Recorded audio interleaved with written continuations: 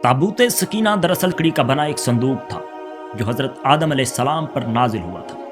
ये पूरी ज़िंदगी हज़रत आदम अलैहिस्सलाम के पास ही रहा, फिर बतौर मिरास आप अलैहिस्सलाम की औलादों को मिलता रहा, यहाँ तक कि यह हज़रत यकूब अलैहिस्सलाम के पास आया, बाद में हज़रत मूसा अलैहिस्सलाम के पास आ गया, जिसमें वो अपना ख़ास सामान और तौरात के नुस्खे रखा करते थे। ये बड़ा ही मुक़द्दस और बाबरकत संदूक था। बनी इसराइल जब जंगें करते और इनको शिकस्त का डर होता तो वो इस संदूक को आगे रखते थे, तो इस संदूक से ऐसी ऐसी रहमतों और बरकतों का ज़हूर होता कि उनके दिलों को सुकून मिल जाता। लेकिन जब बनी इसराइल तरह तरह के गुनाहों में मुब्तला हुए और इन लोगों में सरकशी और जुल्म जबर आम हो गया, तो इनकी बदअमालियों की वजह से कौम अमालका ने बनी इसराइल पर हमला कर दिया, उनका कत्लेआम करके उनकी बस्तियों को नेस्तो नाबूद कर दिया। अमालका के लोग ताबूत सकीना भी उठा कर ले गए और उसे निजास्तों के कूड़े में फेंक दिया।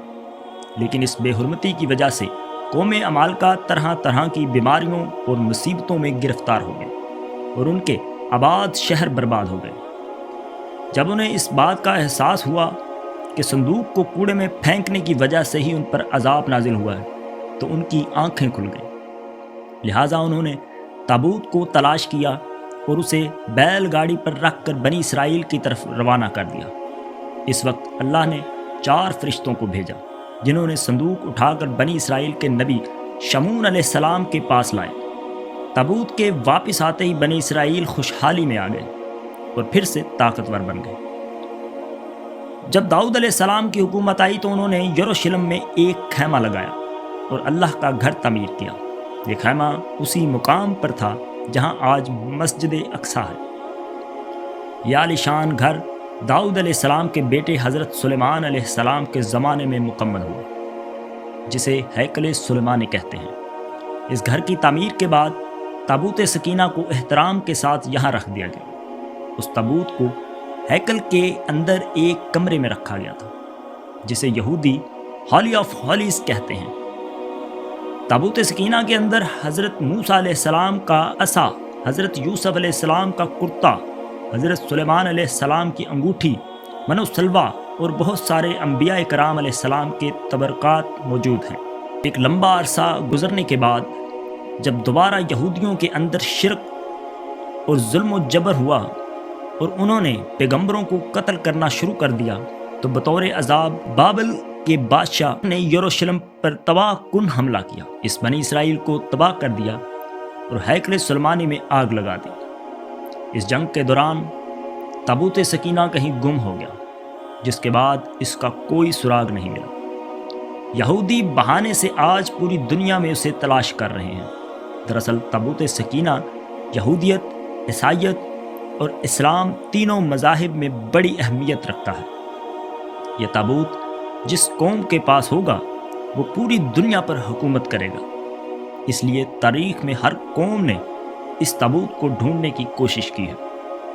बनी इसराइल और हैकल की तबाही का वाक़या सिर्फ तौरात और अंजील की कहानियाँ ही नहीं हैं, बल्कि आज इस जंग की एविडेंस भी मिलते हैं। ज़्यादातर लोगों का मानना है कि जब बाबली फ़ौज यरूशलेम में यहूदियों के हैकल को तोड़ ही रही थी, तब ताबूत सकीना को छुपाने के लिए यहूदियों के पास ज़्यादा वक्त ना था। उन्होंने ताबूत को हैकल से निकाला और उसे ढूंढना शुरू कर दिया, लेकिन वो इससे ज़्यादा दूर ना ले जा सके। उन्होंने यरूशलेम के बाहर ही कहीं आस पास रख दिया। साल 2007 में रोनी रिच की एक टीम ने यरूशलेम में एक सुरंग निकाली और सुरंग में खुफिया तहकीक की, तो टेम्पल माउंट से होते हुए बाहर जाती है। ये सुरंग ताबूत की कहानी और बाइबल के वाक़यात को जोड़ने का काम करती है। यहूदियों की एक तारीखी किताब में तहरीर है कि नबी यर्मिया ताबूत और हैकल के ख़जानों को लेकर शहर से बाहर चले गए थे। अगर वाकई ही नबी यर्मिया और उनके साथी ताबूत को ले गए थे, तो वो कहाँ लेकर गए थे? ताबूत सकीना का एक सुराग इथोपिया से भी मिलता है।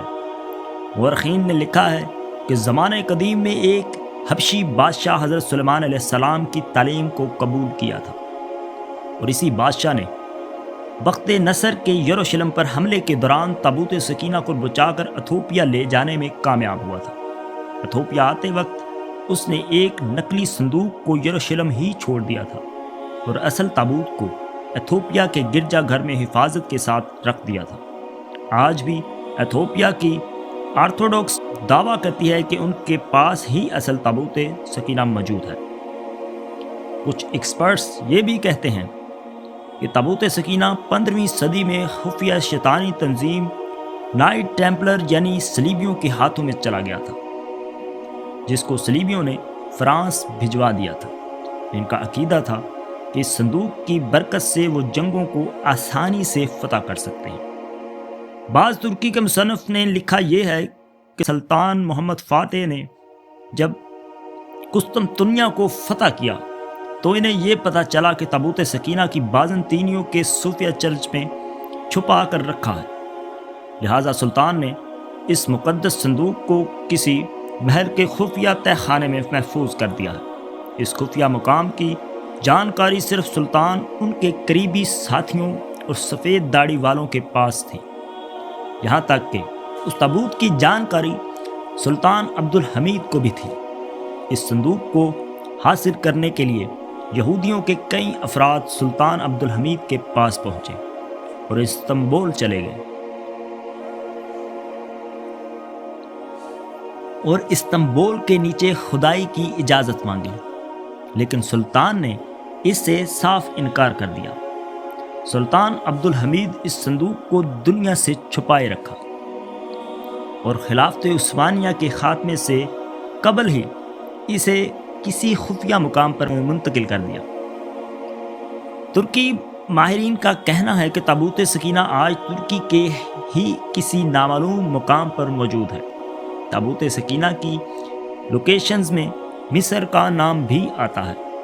2000 سالوں بعد جب آرکیالوجسٹ کی ایک ٹیم نے جب فرعون کے مقبرے کے دروازے کو کھولا تو اس کے اندر سے بے شمار خزانے اور اس کی ممیز برآمد ہوئی، لیکن اس مقبرے کو کھولنے والے تمام لوگ کچھ ہی مہینوں میں پراسرار موت مر گئے۔